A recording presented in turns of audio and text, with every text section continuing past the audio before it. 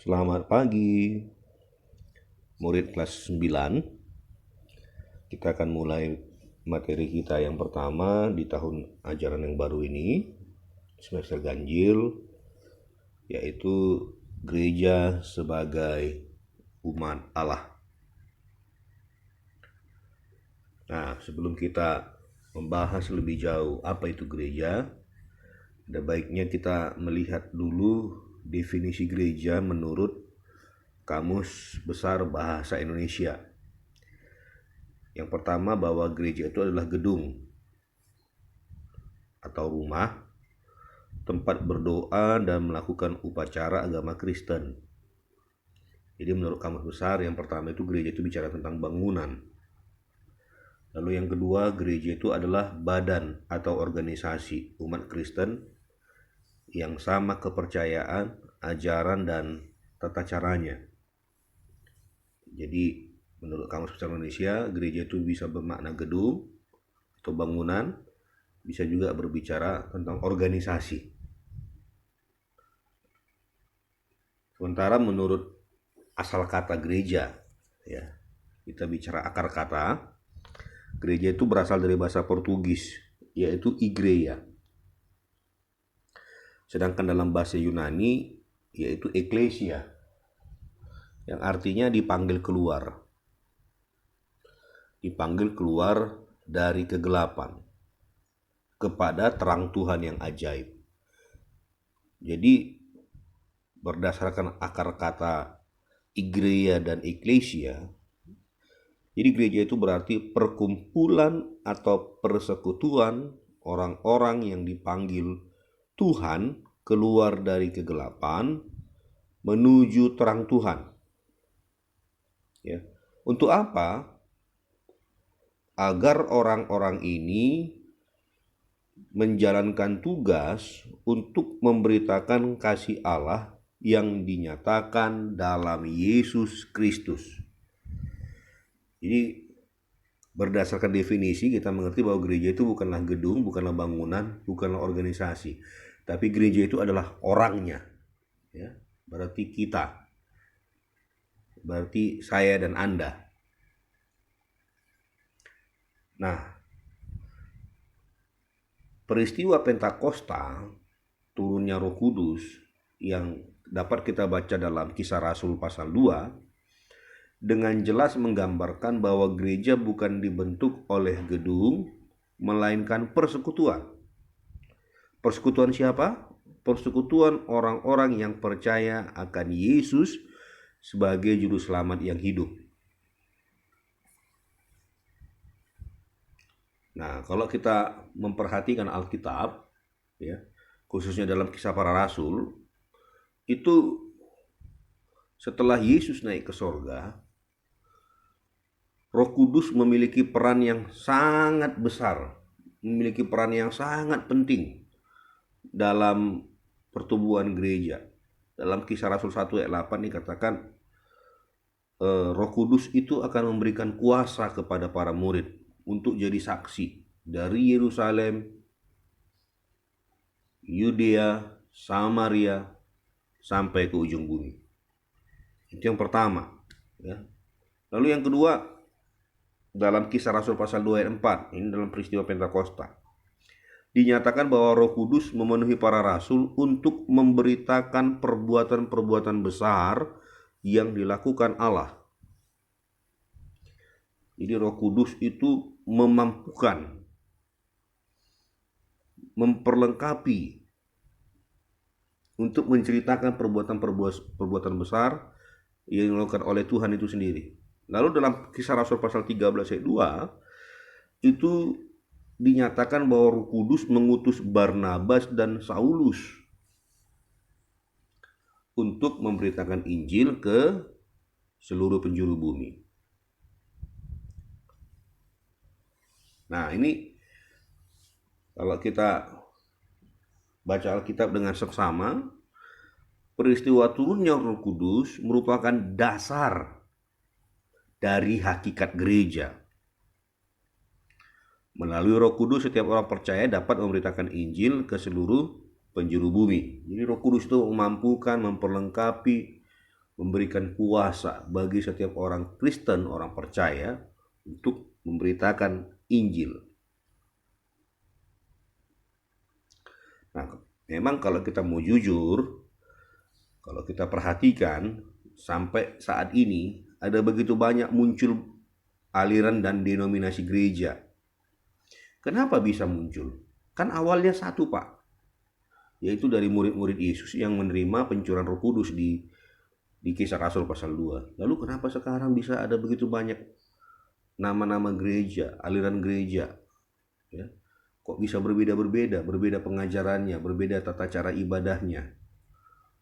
Berbagai macam perbedaan-perbedaan muncul. Awalnya sumbernya satu. Nah, awalnya itu dikarenakan adanya perbedaan tujuan dan motivasi, sehingga muncullah perbedaan visi dan misi. Ya. Ini yang menyebabkan adanya pembedaan dalam pengajarannya, di mana setiap ajaran dikondisikan kepada kebutuhan rohani jemaat di dalamnya.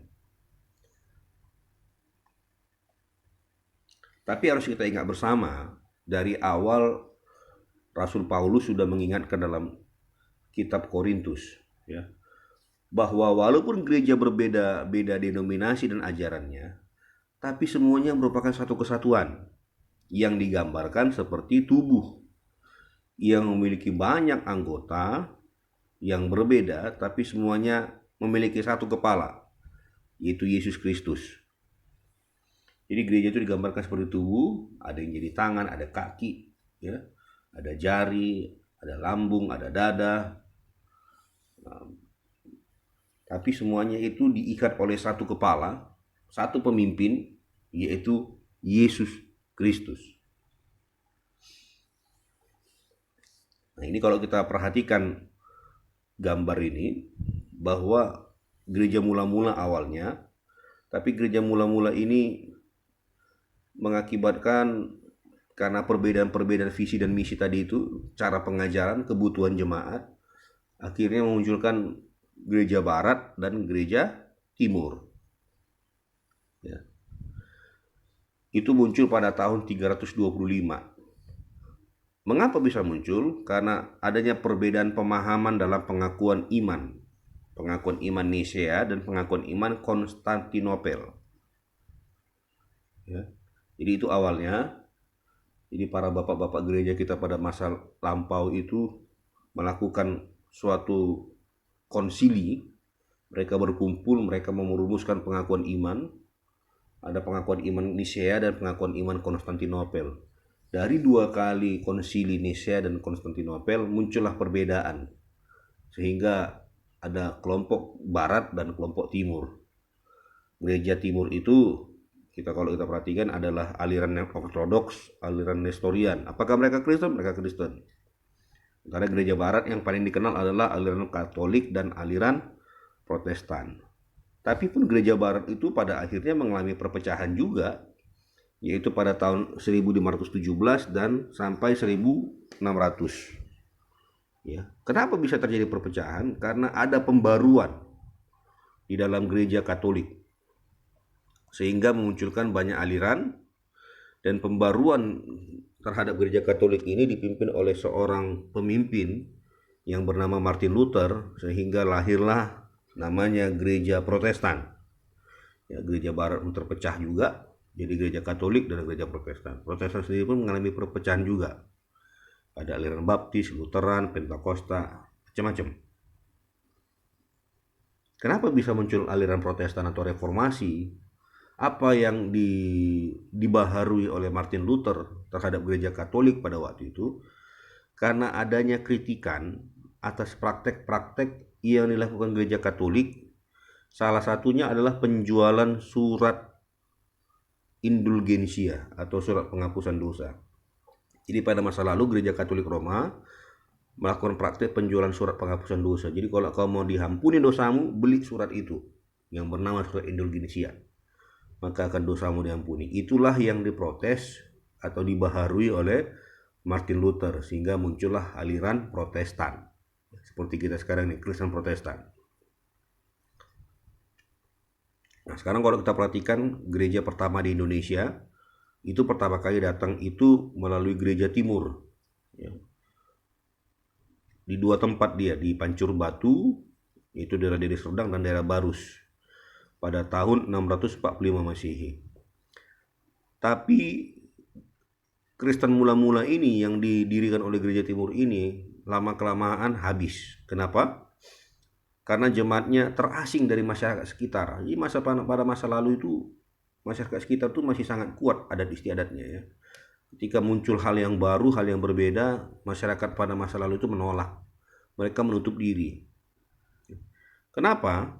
Karena gereja timur pada waktu itu tidak mencoba merangkul orang-orang yang ada di Sumatera melalui pendekatan budaya dan bahasa. Mereka pakai tetap bahasa asing mereka tetap pakai budaya asing mereka datang ke Sumatera, datang ke daerah Pancur Batu dan daerah Barus, terjadi resistensi penolakan, sehingga gereja timur, orang Kristen mula-mula yang masuk, lama-kelamaan habis.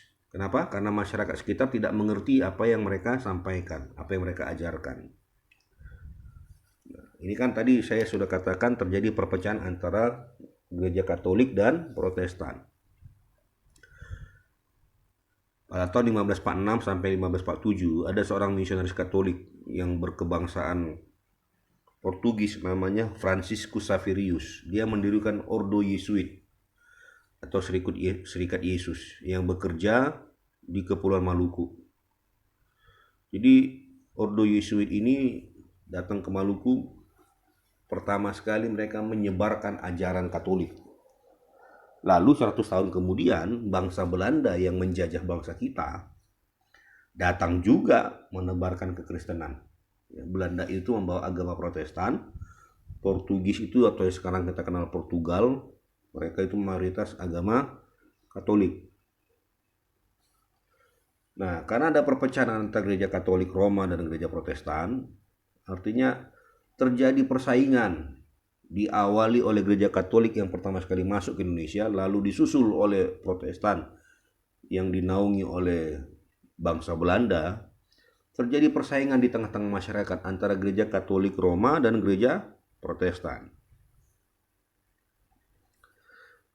Dan kedua gereja ini sangat berbeda. Protestan dan Katolik itu sangat berbeda. Kalau Protestan itu mempunyai organisasi gereja, ajar dan ibadahnya itu sangat jauh berbeda dengan gereja Katolik Roma. Jadi itulah awal mulanya, sehingga pada akhirnya para pemimpin gereja di Indonesia membentuk namanya PGI, yaitu Persekutuan Gereja Indonesia, dan Katolik mendirikan namanya KWI, Konferensi Wali Gereja Indonesia. PGI itu dibentuk pada tanggal 25 Mei 1950 di Jakarta, ya.